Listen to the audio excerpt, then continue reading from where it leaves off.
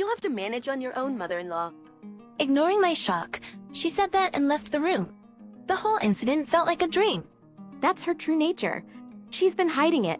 I noticed, but she's really wicked, Mom said, sighing. I was worried about Dad's condition, but my sister-in-law's behavior was so shocking that I went home that day in confusion. 2 weeks later, Dad was discharged and returned home. Dad's body was now so frail that he couldn't even manage to go to the bathroom or eat on his own, hard as he was. Dad would sometimes throw tantrums and throw things. I was worried about Dad and Mom, who was taking care of him. I went back to my parents' house to help with caregiving whenever I had time. They're coming back too often. It's annoying. My sister-in-law would make snide remarks every time she saw me, but that wasn't something I could worry about. Mom looked more worn out every time I saw her. She was taking care of Dad's toileting, meals, and baths all by herself all day long, probably without any time to rest.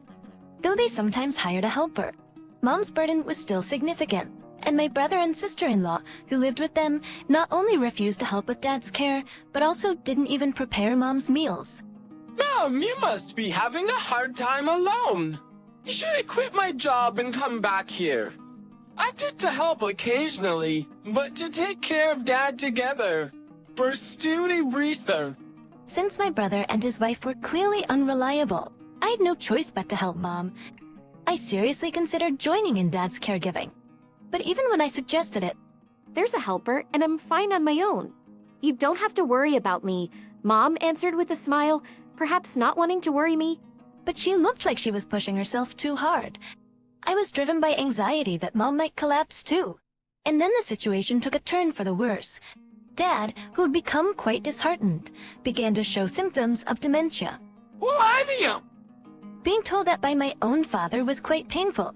He used to act so high and mighty, and now he doesn't even recognize his own daughter. How pathetic. My sister-in-law, who happened to peek into the room, sneered at me, forgotten by Dad. Father-in-law smells a bit. If you want to stay in this house, you better behave. My sister-in-law, her face twisted, pinched her nose and looked at Dad with contempt. Dad, it's okay. Mom spoke to Dad in a gentle voice, like soothing a child. Thinking about how my parents were being treated so roughly by my brother and his wife, I felt like crying. Dad's dementia continued to progress, and his body weakened more and more. It was soon becoming impossible to care for him at home. As I was thinking about what to do with my parents, my brother, who rarely spoke to me even when I went home, called me. I answered the phone and complained to my brother about his wife's attitude. But he brushed off my words and started talking about himself, saying that's not important, and asked me to help out at the restaurant on weekends. I thought it was very selfish of him, so I told him I would consult with Mom and get back to him. Then I immediately called Mom and told her about the conversation with my brother. Then Mom told me the reason my brother had asked for my help. The longtime employees and chefs are quitting one after another. Almost no one is left. They all say they can't keep up with Alita's way of doing things. I haven't been to the restaurant in a while, so I don't know the details. Mom was no longer involved in the restaurant's operations. But even while caring for Dad, she was concerned about the restaurant. It was a place they had worked hard to build together. There must be a strong attachment, and it's only natural to be concerned. She must also be worried about the employees with whom they had shared joys and sorrows. And from Mom's voice, I could sense her disappointment that things had come to this. I'm gonna help out at the restaurant this weekend. I'll see for myself what's going on, so don't worry. After discussing it with my mom, we decided that Dad would go to daycare while I couldn't help with caregiving. That weekend, I changed into an employee uniform in the locker room of my family's restaurant. How many years had it been since I last wore this uniform? It felt nostalgic, but looking around, I didn't recognize any faces. Young people who Dad would never have hired if he were still active, like those with piercings and conspicuous tattoos, were struggling in their unfamiliar uniforms as they carried food. The interior of the restaurant, which I hadn't visited in a long time, had changed significantly from my memory. I walked around the restaurant to regain my senses. Then, from a large space created by connecting several tables, I heard lively voices. Fast looking over, I saw my sister-in-law. She wasn't working, but was having a banquet with about 30 women of her age. My sister-in-law was sitting in the center of the table, happily guzzling wine. Ladies of my class, all our dishes are high-end and delicious. Today's my treat, So enjoy yourselves to the fullest. A false foie gras. Eat as much as you want. My sister-in-law, who seemed quite drunk, used an empty wine bottle as a microphone and said something outrageous. Tears erupted from those present. Alita, are you serious? Doing that will cause a huge deficit for the restaurant. I hurried over to my sister-in-law to stop her. She suddenly changed her cheerful face and glared at me. Shut up. A sister-in-law who can't even get married should keep quiet. This is my restaurant, so I can do whatever I want. With that, she made a gesture to shoo me away. This is my parents' restaurant. I swallowed those words and left the table. The situation in the restaurant was dire. The kitchen was overwhelmed by the unreserved all-you-can-eat, orders from the group led by my sister-in-law, and they couldn't handle the other customers' orders. 3 regular customers from Dad's time were so angry that they left, saying, "How long are you going to make us wait?" I'd never seen these customers angry before. Thinking this was bad, I asked the chefs to put my sister-in-law's table on hold and suggested prioritizing the other customers, but they said they couldn't. My sister-in-law had told them to prioritize her table. If they didn't listen, they would be scolded later, the chef said, looking down. Leaving the restaurant to such chefs, my brother was engrossed in a horse racing broadcast. He probably became a chef just by going along with the atmosphere around him. As soon as Dad, who was intimidating, was gone from the kitchen, this happened. Since childhood, he had always watched Dad's face, and now that Dad was gone, he was watching Alita's face. This was not good. I approached the table again to warn my sister-in-law about the orders.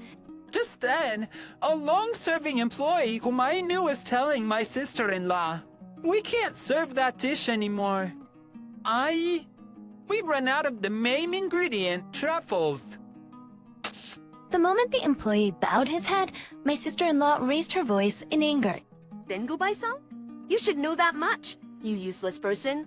She even threw an empty plate at the employee. She was acting more like a rowdy, drunken customer than an owner. I understood why the long-serving employees had been quitting one after another. I'm thinking of changing the name of this restaurant. The current name is old-fashioned and cliché. I want something more stylish and cool. My sister-in-law turned to her friends, laughing and saying such things. The restaurant was finished. Dad's once renowned establishment was nowhere to be seen. After finishing my help, I headed to the locker room, wondering how to tell Mom about this situation. She would surely be saddened to know about this. Thinking so, my steps felt heavy as I headed home. The next day, when I visited my parents' house, I honestly told Mom about the situation at the restaurant. I thought it might be like that. My son has been under Alita's thumb since Dad fell ill, and the restaurant can't survive without your father. Tears welled in Mom's eyes, and her lips trembled. Seeing Mom like that, I couldn't hold back my tears either. I'm sorry if I had been stronger. Mom patted my shoulder, saying it was okay. Let's give up on the restaurant. After that, I continued to refuse my brother's request to help at the restaurant. No matter how many times I refused, he kept calling, and his complaints about my sister-in-law began to mix into the conversation. She was still inviting acquaintances and treating them, and the restaurant was facing a huge deficit. They were even struggling to pay for supplies. Furthermore, despite having no money, my sister-in-law was insisting on renovating the restaurant into a stylish cafe bar. That have nothing to do with me. I would hang up the phone in the middle of the conversation every time. They could do whatever they wanted with the restaurant. I only wished for Dad and Mom to live a peaceful life. A few months later, Dad suddenly passed away from pneumonia. Many people came to the funeral of Dad, who is known for his kindness and inability to refuse requests. Mom greeted the condolence visitors with composure. My sister-in-law only tried to assert herself at times like this. She probably didn't like Mom taking charge of the funeral. No, I'm in charge of the funeral, so I will properly greet everyone. But Mom didn't allow such behavior from my sister-in-law and sternly rebuked her. Whether overwhelmed by Mom's forcefulness or not, my sister-in-law left the scene with a bitter face. After that, under Mom's direction, Dad's funeral proceeded smoothly. Chefs who had trained under Dad, familiar regular customers, and many people I knew came and encouraged Mom and me. They all knew what my brother and his wife had been doing since Dad fell ill. Throughout the funeral, my brother and his wife looked uncomfortable. I wish they would just keep quiet. That's what I thought as I looked at them. All of your father-in-law's inheritance will go to us, so you two should renounce your share. It was when the cremation was over, and Mom was holding Dad's ashes, getting ready to leave. My sister-in-law approached and said that to Mom and me. The shop, the house, the money will take all the inheritance. It's only natural since we've been listening to that arrogant old man for so long. Her words were truly appalling. How much more could this woman belittle others after having relied on Dad for so long? You penniless old woman, you're in the way. You should leave the house right away. We're strangers now, so don't contact us. My sister-in-law bared her teeth at Mom too. I was so angry I felt like I was losing my mind. I almost grabbed my sister-in-law. It's okay, it's over now. Looking at me, my sister-in-law laughed and walked away. I felt like running after her and kicking her. But Mom was still holding my hand.